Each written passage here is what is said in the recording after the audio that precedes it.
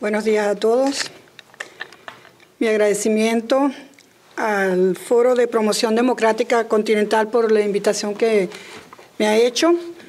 Y en primer lugar, antes de comenzar mi exposición sobre la Carta Democrática Interamericana, que es el tema que me toca, quisiera exponer aquí públicamente mi respeto, mi solidaridad a los presos políticos cubanos que se encuentran presentes,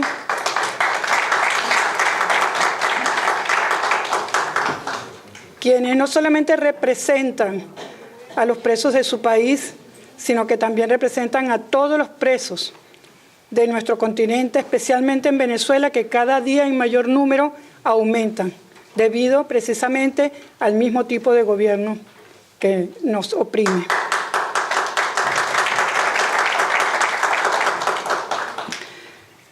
Todos los países que han escogido la democracia como sistema de gobierno han suscrito instrumentos interamericanos e internacionales de derechos humanos que contienen los valores y principios de libertad, igualdad y justicia social que son intrínsecos a la democracia.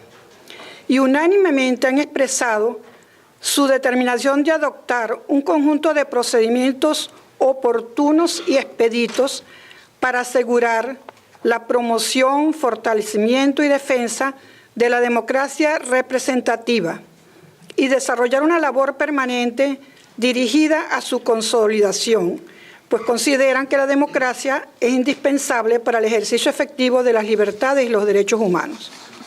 Sobre esta base, la Organización de Estados Americanos, en su propósito de afianzar la paz y la seguridad del continente, organizar la acción solidaria en caso de agresión a la democracia, y promover y consolidar la democracia representativa dentro del principio de la no intervención, sometió a consideración de sus países miembros la Carta Democrática Interamericana, la cual fue aprobada y suscrita por unanimidad en Quebec el 11 de septiembre del 2001, y en consecuencia, a partir de ese momento, se convierte en normativa con rango constitucional que prevalece en el orden interno y es de aplicación inmediata y directa por el Poder Judicial y los demás órganos del poder público en todos los países que la suscriben.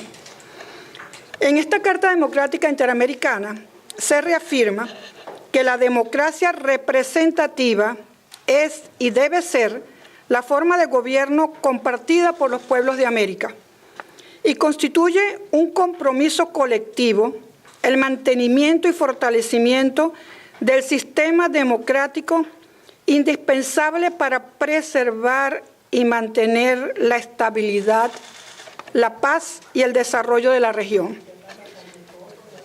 Su artículo primero expresa en ese sentido: los pueblos de América tienen derecho a la democracia y sus gobiernos la obligación de promoverla y defenderla. Para ello, la Carta Democrática Interamericana define, entre otros, como elementos esenciales de la democracia, lo que han expuesto antes otros panelistas, pero que yo me veo obligada a repetir, porque es precisamente la base, esencia y razón de ser de la Carta Democrática Interamericana. Esos derechos, esos valores fundamentales son el respeto por los derechos humanos y las libertades fundamentales, eliminación de toda forma de discriminación, elecciones periódicas, libres, justas y basadas en el sufragio universal y secreto como expresión de la soberanía del pueblo, transparencia, probidad y respeto por los derechos sociales, el acceso al poder y su ejercicio con sujeción al Estado de Derecho. Esto es muy importante porque supedita el acceso al poder al ejercicio con sujeción estricta al Estado de Derecho. Sistema plural de los partidos y organizaciones políticas. Separación e independencia de los poderes públicos. Ninguno de estos valores y principios fundamentales se están cumpliendo en los llamados países del ALBA, que están promoviendo ese socialismo bolivariano del siglo XXI, que es no más que otra cosa que el castrocomunismo que pudo por fin lograr su pretensión de exportar su doctrina al exterior de la mano de Chávez y del gobierno y del dinero de los venezolanos. Para fortalecer esta institucionalidad democrática, establece la Carta Democrática los siguientes mecanismos. ¿Quiénes pueden invocar la Carta Democrática Interamericana? Cuando se produce la ruptura del hilo constitucional o una situación que impide el libre ejercicio democrático en esos países. El gobierno del Estado miembro que considera que está en riesgo su proceso político institucional democrático. Cuando un Estado miembro se produzcan esas situaciones, el secretario general podrá, con el consentimiento del gobierno afectado, disponer visitas para analizar la situación. Luego trae como consecuencia de que se produzca esta situación que esa ruptura del orden democrático o la alteración del orden constitucional en un Estado miembro impedirá su participación en las sesiones de la OEA. Y dice también que cualquier Estado miembro o el secretario general podrá solicitar la convocatoria del Consejo Permanente para apreciar la situación y adoptar las medidas que se consideren convenientes cuando se produzca una alteración de ese orden constitucional. Y si persiste esa situación en el país miembro, se tomará la decisión de suspenderlo del ejercicio de su derecho a participar, con el voto afirmativo de las 2/3 partes. Esta es la letra muerta, como decimos. ¿Qué pasa en la realidad en nuestro continente? La OEA, para poner en práctica la defensa de la democracia establecida en su Carta Fundamental y en la Carta Democrática Interamericana, cuando países de nuestro continente como Venezuela, Ecuador, Bolivia y Nicaragua, unidos en la Alianza Bolivariana Latinoamericana, ALBA, y utilizando para legitimarse el único requisito de haber elegido a sus gobernantes mediante el sufragio, han establecido de esos países regímenes dictatoriales disfrazados de democracia que constantemente violan la Constitución y los derechos fundamentales de los seres humanos. ¿Qué ha pasado con la OEA? Absolutamente nada. Todo lo contrario, han contado con pleno apoyo total. Pero déjeme decirle, no solamente el secretario general de la OEA, que estoy totalmente de acuerdo con la calificación que le ha dado Sánchez Berzaín, sino también por todos los países miembros. Hay una solidaridad cómplice del continente. Esa es una realidad que tenemos enfrente. Y una de las cosas más importantes que tenemos nosotros que reconocer y que diseñar estrategias para poder destruir con otra unidad democrática que sea tan fuerte como para hacerle frente a ellos.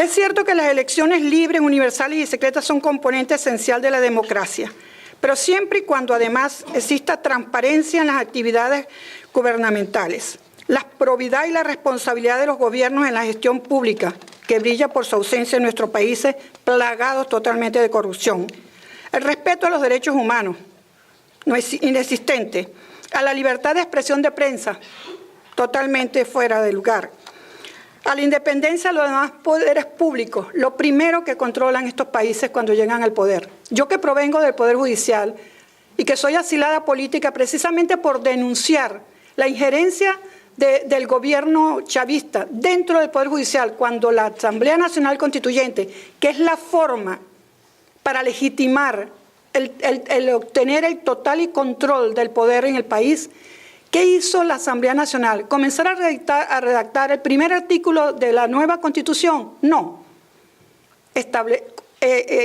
Formó una comisión de emergencia judicial que intervino el Poder Judicial de Venezuela, comenzó a destituir y a jubilar jueces de oficio y se apoderó por completo del Poder Judicial, que les garantiza la impunidad de acción para cometer todas las atropelías que cometen, para de verdad violar impunemente los derechos de los ciudadanos, como sucede constantemente en nuestros países y por los cuales tenemos que luchar para poder recuperar la democracia. Ninguno de estos principios y valores fundamentales de la democracia se cumplen en los países que integran el ALBA, con la complicidad de la OEA y de los demás países miembros, como antes dice, quienes han sido incapaces de invocar la Carta Democrática Interamericana en contra del autoritarismo y ejercido con total impunidad, lo que ha producido la ruptura del orden constitucional y puesto en grave peligro la paz de la región. Y cuando se han presentado denuncias contra estos países, la OEA se ha negado a actuar, alegando la no intervención en problemas internos. Pero tenemos el caso de Honduras. La respuesta de la OEA fue totalmente diferente. Cuando en el 2009 el presidente Zelaya, acusado de traición a la patria y de violar la Constitución, porque al igual que siguiendo la receta de los países del ALBA, trató de convocar mediante referéndum consultivo una Asamblea Nacional Constituyente para crear una nueva Constitución. En ese país sí existieron instituciones fuertes, democráticas, como el Congreso, como la Corte Suprema de Justicia, además de eso, apoyados por el Ejército, quienes le dijeron al presidente Zelaya que no podía hacer eso porque era totalmente inconstitucional. Zelaya hizo caso omiso de la respuesta de los poderes públicos independientes y autónomos de su país. ¿Qué hizo? Con la complicidad del gobierno venezolano, quien le mandó inclusive las boletas de votación para convocar el referéndum, se lanzó adelante para hacerlo y estos poderes unidos lo derrocaron, pero cometieron el error de sacarlo del país y enviarlo a Costa Rica. Eso no estaba establecido en la Constitución, no se podía haber hecho y lamentablemente dio pie para que inmediatamente la OEA arremetiera contra Honduras. Bueno, Honduras sufrió toda lo que se llama la oposición de todos los países miembros que no han actuado en contra de los países que verdaderamente están violando los derechos humanos en sus países, sino que inmediatamente todos estos países, unidos como uno solo, se enfrentaron a Honduras, le hicieron un bloqueo económico y finalmente fue desincorporada de la OEA. Pasó cualquier tipo de problemas pero nunca, y hay que reconocérselo a Honduras, pese a todo esto, cesó en imponer su constitución y en defenderla hasta convocar elecciones y nombrar un nuevo presidente. Ese es el ejemplo a seguir por los demás países de América para impedir que esto siga cuando se produzcan estos tipos de problemas. En Paraguay pasó algo parecido, pero Paraguay no cometió el error de sacar a Lugo, sino que simplemente le hizo, de acuerdo con la Constitución, un juicio, que eso sí dice que fue un juicio sumario, es demasiado rápido, pero eso estaba establecido en su Constitución y había que actuar rápidamente para impedir la acción conjunta de los países unidos contra Paraguay y logró también salvar su democracia en el momento. Ahora tenemos otro caso, el caso de Cuba. Cuba fue retirado de la OEA en 1962 por no contar con un gobierno constitucionalmente democrático debido a su adhesión al marxismo-leninismo y fue ahora restituida sin que lo hubiera solicitado y en este momento es presidente Raúl Castro del CELAT, ha invitado a Zelaya y va a Zelaya a concurrir a legitimar una vez más una de las peores dictaduras en América. ¿Qué ha debido hacer la OEA? Diseñar una estrategia hemisférica en favor de la reapertura democrática en Cuba en vez de legitimarla y de incorporarla a la OEA cuando su ejercicio como dictadura impide que sea incorporada dentro de esa organización que se inicia, se construye, se aprueba precisamente para luchar, para preservar, para fortalecer la democracia en América. O sea, un contrasentido totalmente lo que tenemos nosotros en nuestro continente. Concluyo afirmando que es inaceptable la actuación de la OEA al no aplicar la Carta Democrática Interamericana a los países del ALBA y especialmente a Venezuela, considerada una democracia ficticia convirtiéndose conjuntamente con los demás países miembros en cómplice de gobiernos antidemocráticos y del regreso del autoritarismo. Considero que la Carta Democrática Interamericana debe ser reformulada porque carece de definiciones precisas sobre las transgresiones contra el sistema democrático. Solamente pueden invocar la ruptura del hilo constitucional en su país los propios presidentes del país. Más nada.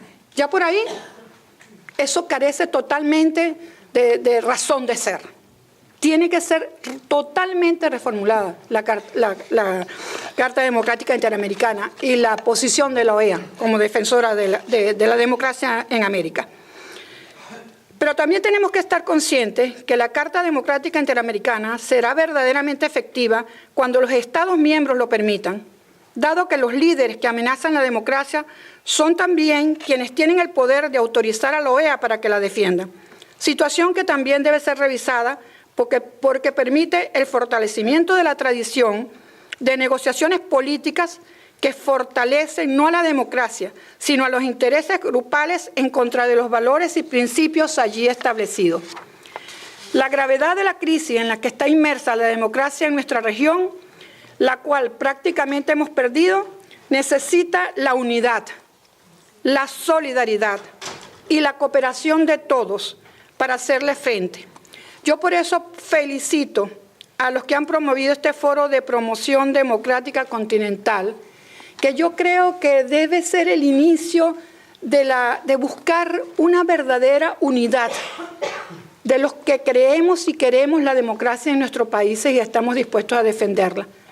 Y que debemos incorporar a ella, como aquí hay una representación de ciudadanos de diferentes países, para que podamos de verdad denunciar con efectividad lo que sucede en América. Y además de eso, fomentar una nueva ética en nuestra América. Y me adhiero a la lucha contra el colaboracionismo y la complicidad con el despotismo para erradicar definitivamente las dictaduras existentes y su extensión a otros países. Conmigo pueden contar. Yo he dedicado mi vida y lo que me resta de ella, y por eso estoy aquí con un auto de detención y orden de captura en mi país, por defender la democracia en Venezuela, y el día que me muera será que dejaré de hacerlo.